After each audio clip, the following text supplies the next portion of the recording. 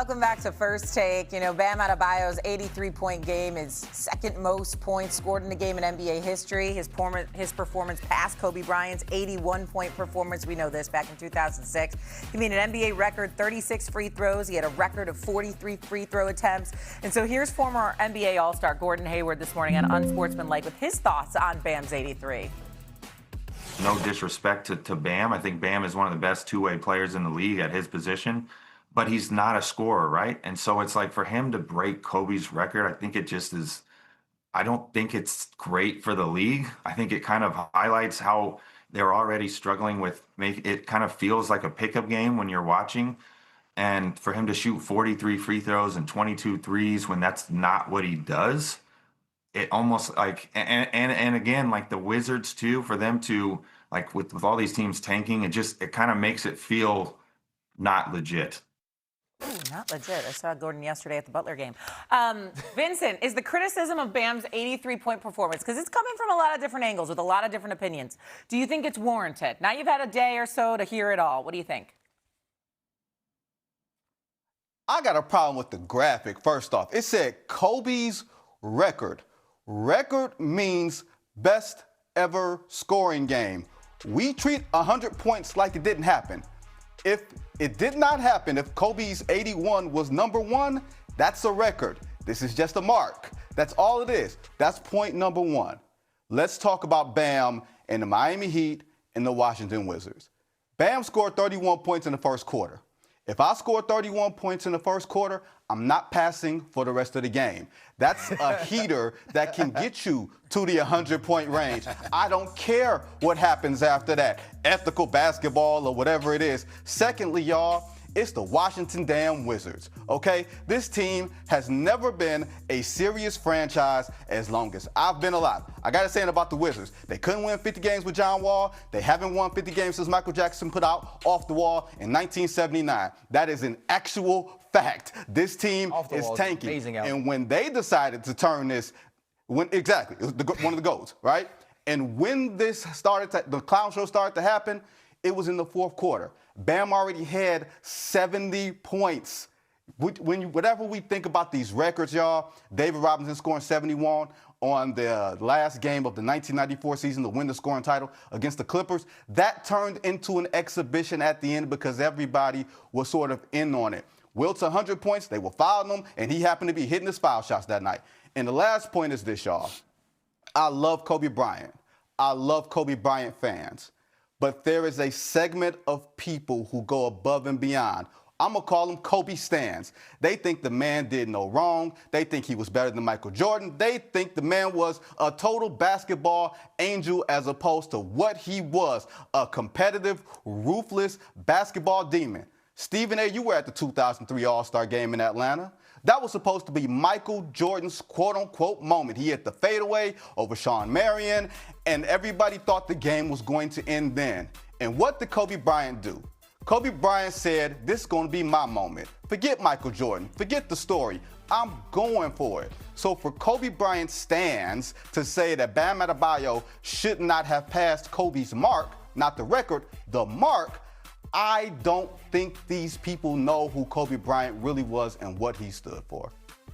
Doesn't mean we can't feel that way, Vince. It doesn't mean we can't Stephen feel A., that go way. ahead, please. Please, Stephen A., please talk some go sense. ahead. No, go ahead. Talk some sense. No, go ahead. Go ahead, RC. Go ahead, Vince, RC. you I'm go are last. so disrespectful. You started this by saying it turned into an exhibition, and that's what happens when people score these points. When Kobe scored 81, it was not an exhibition. And the reason people talk about Kobe's 81 is because none of us was born in 1962.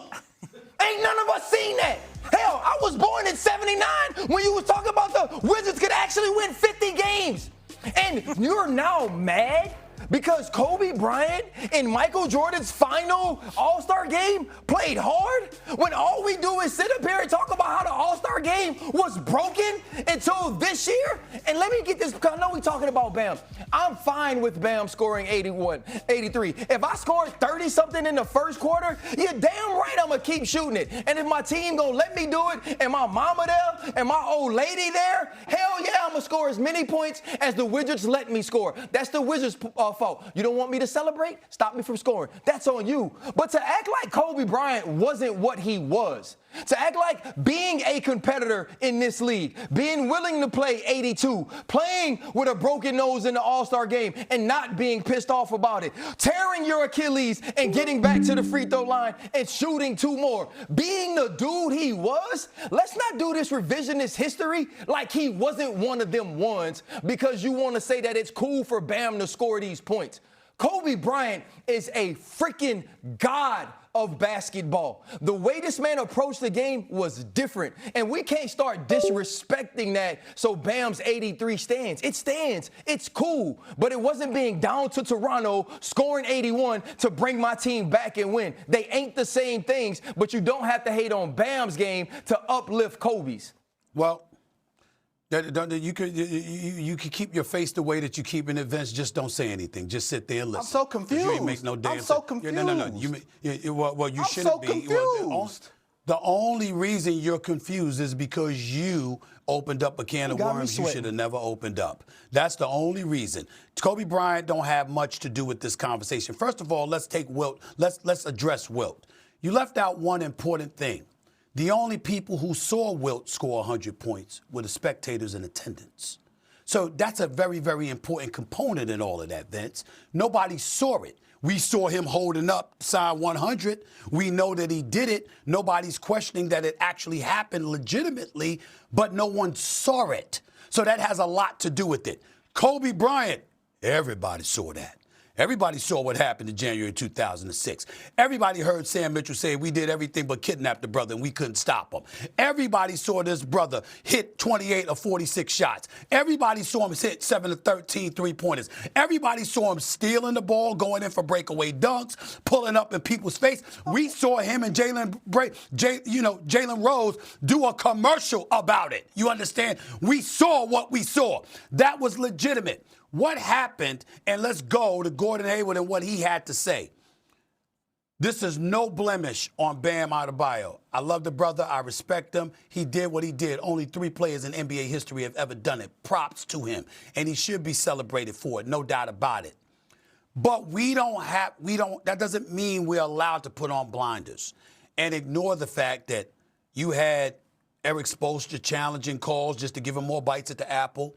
You had the Miami Heat fouling people intentionally just to give them more bites at the apple, disrupting the flow of the game. Hell, the Washington Wizards were complicit in letting Bam Adebayo do what he was doing. Now, that's not supposed to happen. And not only that, you shoot as many free throws as you did field goals. You shot 43 free throws and stuff like that. So that part, understand, 2 things can be true. We can celebrate Bam Adebayo for what he accomplished, even though we know it's an extreme aberration because he's not a scorer. But we can also acknowledge that Gordon Hayward had a point when he's talking about what's not good for the game because of the manner in which it was allowed to happen. You understand? Clock being messed with, strategies getting thrown out the window, competition complicit in allowing it to happen. That's not what happened with Kobe Bryant, which is why, you knowing what you know, Vinny, there was no excuse whatsoever for you to even mention Kobe Bryant in this equation and to start going back and talking about, well, people have, these views of Kobe Bryant and all of that stuff because he was worthy of it. Because everything we cherish and we love and we appreciate about greatness from athletes, he personified. Period. The good, the bad, and the ugly all comes meshed into one to formulate greatness. That's what we're talking about. Vince, we're going to come back to this later in the show because we're against it at the top of the hour. Don't worry, we'll let you get your point in. Very passionate about this Keep that smile for the next half hour. Hold on to it. We'll come back to it. More First Take after this. Could Jaylen Brown have his MVP moment against Shai Gilgeous-Alexander tonight? We'll tell you.